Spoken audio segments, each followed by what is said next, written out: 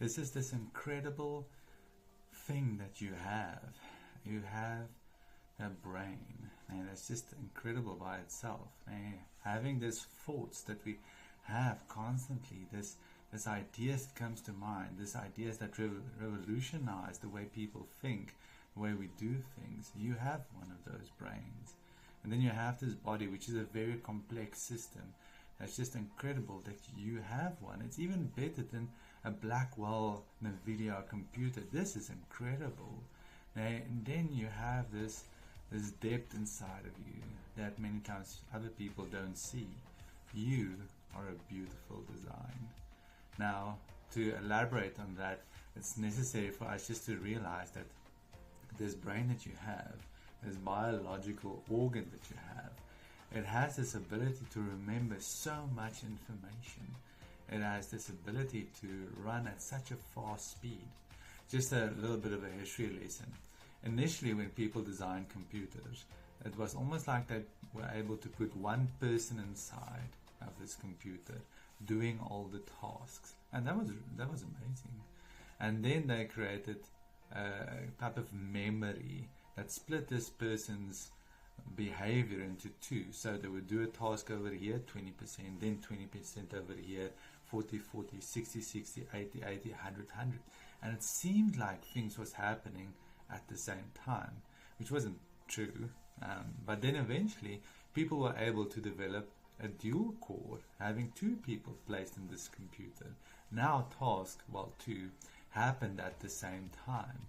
And then the development of a quad core, and now it's 4 people, and then now it's a hexacore, it's 8 people running around in your phones and your computers doing tasks at the same time.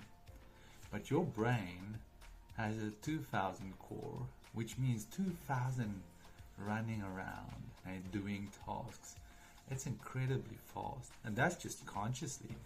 Subconsciously, your brain has over millions, 2 millions of core running around, enabling your body to work the way it is. It's incredible. Your brain storage space is so numerous that it's difficult to quantify. Closest that people are trying to quantify it is to say, but your brain has the capacity of 2.5 petabyte, which means it's about 3,000 years of high definition episodes of whichever TV show you binge watch. This is incredible that you have one of these. And that's just your brain. That's not even the rest of your body yet, which I would like us to talk a little bit about. So your body has all of these functions happening at the same time. And these functions, if one of it is unable to work, you could die. So just to give you a better idea, we have a respiratory system, which of course is responsible for your breathing. If that one, something goes wrong there, you die. And then we have a digestive system, which is important. If you don't get any food in, well, there's no more you. And then we have circulatory system, which means circulation of your bloodstream and all the food. And so if something goes wrong, you have a problem. You could die. And then we have the immune system as well, the unitary system, we have the endocrine system. We have a lot of systems that's working, that's maintaining our livelihood. If one of them goes wrong, we have a problem.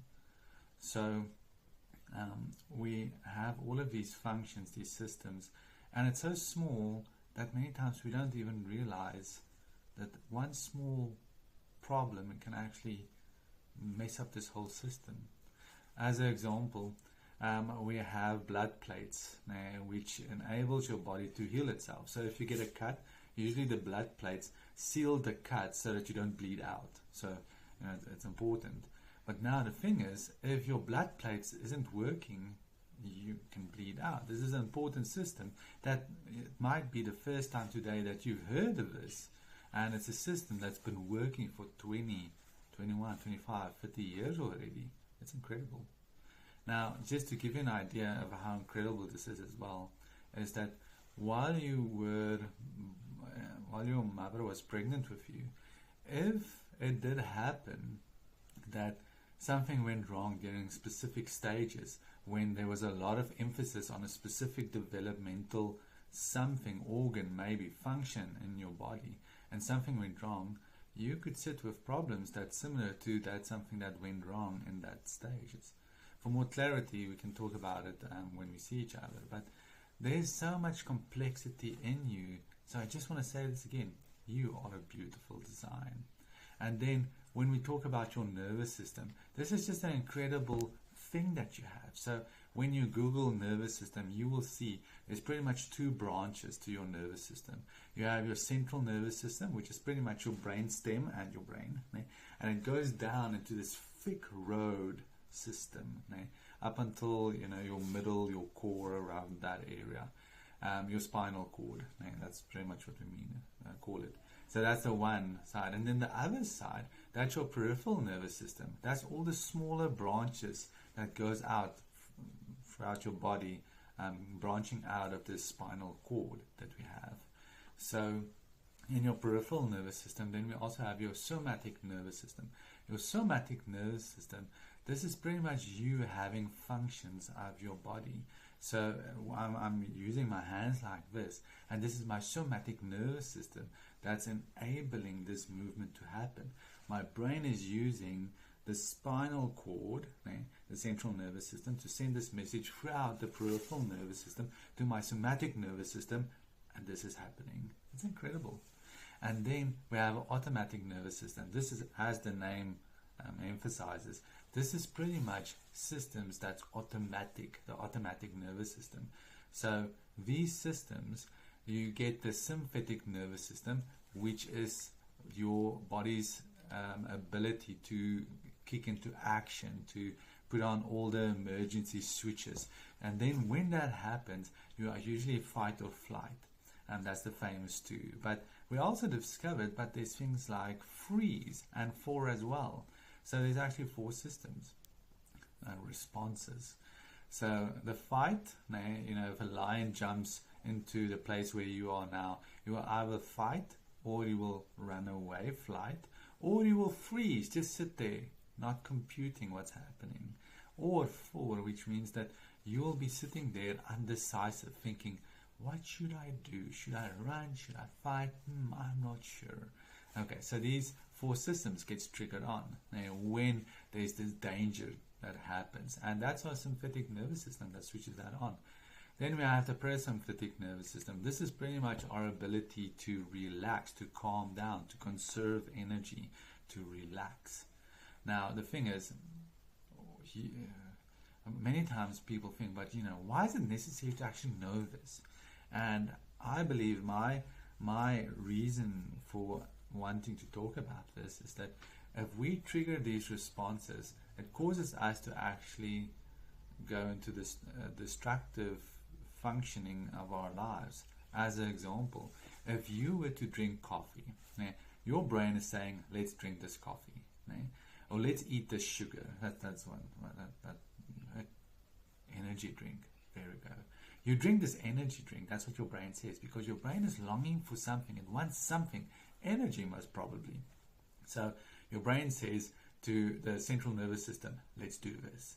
And then it sends this message through the central nervous system, the spinal cord, then it branches into the peripheral nervous system. It goes to the somatic nervous system, which is you picking up this energy drink.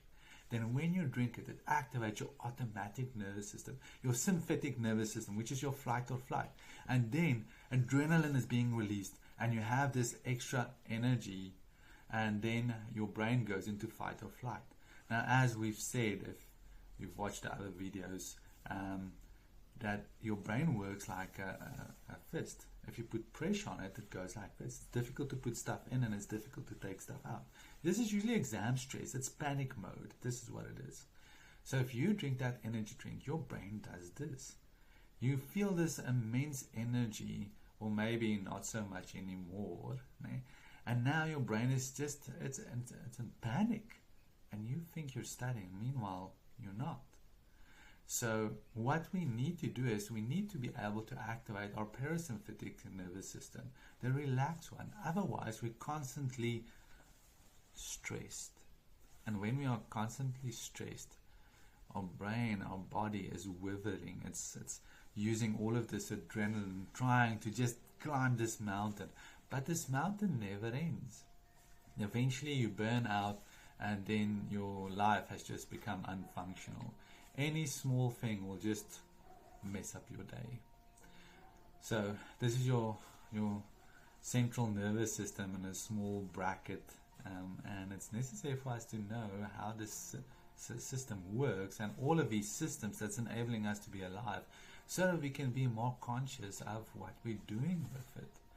Now, just talking about your brain again, we have your neurocortex, which is the biggest part of your brain, which is responsible for giving you your future, but it is still developing until the age of 25. So if you do something irresponsible with your brain, then it's the architecture of your brain that's actually being damaged. This thing is still being developed, and now you're using broken bricks to build this structure. So you will struggle, and this after 25 it's done building, so it means you have this brain then for the rest of your life. Now I know neuroplasticity, yes, we can adapt and so, but it's really difficult adapting. It takes about 2,500 active minutes in trying to change this architecture in our brain. Thinking, rethinking, adding emotions into thinking a new way. It's tedious, it's difficult. So my advice would be, take care of your brain. There's neurocortex, take care of it. Then we have the emotional brain as well, the amygdala, which is about this size. That's our emotional brain, which is, necessary. Otherwise, life will be boring. We need it. Also, we have the brainstem. That's the smallest part, the one that goes into the spinal cord. That's responsible for keeping you alive. Okay, but the spinal cord, this brainstem, it's not good at thinking. So when you activate stress, your brain goes like this. This is your brainstem that just wants to keep you alive. It's not good at thinking. But if we activate it enough, this becomes our muscle memory. We live in a stressful life, and we're in survival mode, never being able to flourish. Now, when we speak about your heart, now many times people say, yeah, it's this one. But no, this one is just beating. It's an organ. Eh? Your heart is actually your neurocortex and your emotional brain. That is your heart. If you fall in love with this, not this. This is just a beating organ. I know we call this your heart. I get it. But these two parts of your brain, we call your heart. Now the thing is, in your heart, it could be heart. It could be that you have this unhealed hurt, this unresolved issues, this unmet needs. And if it stays unmet, we struggle. So we have to find, what is this needs that we actually have? Why do we do certain things? All of us, we have a friend that looks for attention. And usually when that friend comes, we don't want to give them attention. But why? Why don't you want to give someone something that they want? So we have this unhealed hurts that we need to figure out, why is this here? Why is it happening? Maybe I have my own unhealed hurt. Maybe I'm seeking attention in a different way that might be more acceptable. I don't know. But this unhealed hurts, it needs attention. And then all of us, this is the spiritual component. This is where we are looking for meaning and purpose in life. And we need to find this purpose and meaning a little bit outside of ourselves. Having a bigger picture, having an external locus of control, having this idea of, even if I mess up, God has my back. I'll be okay. He will enable my self-efficacy to get through this. So, what is your purpose? What's your meaning in life? It's a necessary question to ask. Now, if you've completed your vision board, it's necessary to find, what is the actual big theme in this vision board that you've created? Why do you want to be a billionaire? Why do you want to have a big house? Why do you want, why? What's the big purpose in this? Usually people like going to money, and when we ask why, they usually end up at a place where They want money because it makes them feel safe. That's the thing. People want to feel safe. We speak about financial independence, financial freedom, all of these things, but maybe the core idea is I want to feel safe, and that's reasonable. You're allowed to feel safe. So when we speak about this whole system, your beautiful design, it's necessary for us to think about the spiritual part, the soul part, and the body part, how it's connected, and then trying to find out. But if we mess up these systems, if we mess up everything that's necessary for you to function, how's your health? Now, health is on a continuum, and how healthy are you? If you're constantly drinking coffee, constantly eating sugar, constantly energy drinks, constantly not exercising, if we do this stuff, how healthy are we? So trying to see this connection between the spiritual soul and body helps us to identify how healthy are we really.